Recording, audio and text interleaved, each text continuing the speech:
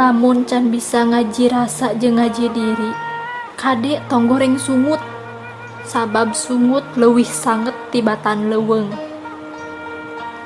Hei, jang maraneh anu sok ngomongkeun urang di tukangeun, ngajelek-jelekeun urang di tukangeun, komo tah tatangga atawa babaturan mah. Urang dek nanya, naha genah cicing di tukang wae? Nah eta teh ku betah nu nutur di tukangeun. Ari maneh teh hayang nyalib kitu? Bisa-bisana urang santai eueuhna naon, seeta ngarasa kasaingan, gibah ka ditu ka dieu, ngagosip kalawang panto imah batur. Benernya jelema mah dek jauh, dek deket, dek bager, dek bader, dek kasep, dek geulis, dek butut.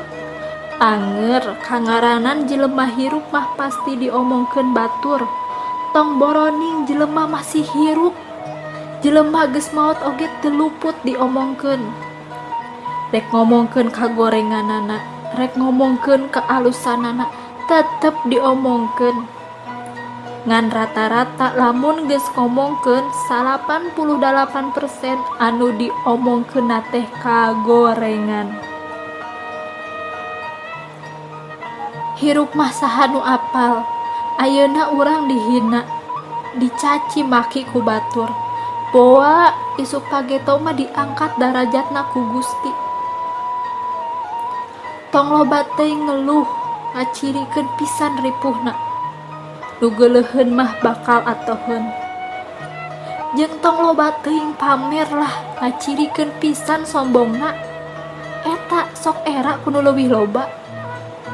Da sagagah-gagahna manusia tetep aya lemahna. Sapinter-pinterna manusia pasti aya bodona. Sabener-benerna manusia pasti aya salahna. Hakikat manusia mah lemah, bodoh, pakil, bahkan teu hirup-hirup acan nu aya ku hayat Allah. Nu ngaku gagah, pinter jeung bener mah sifat kapiraunan nu ngancik dina hawa nafsu manusia.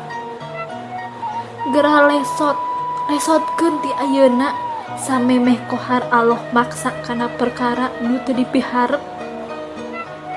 Yeuh, manusia mah ngan saukur ngumbara di alam dunia.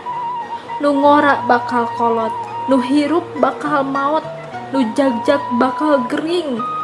Naon nu urang boga moal salilana aya di diri urang, moal nepi ka dibawa maot. Iwal ti amal jeung ilmu nu mangpaat nu baris nulungan jaga di alam kalanggengan.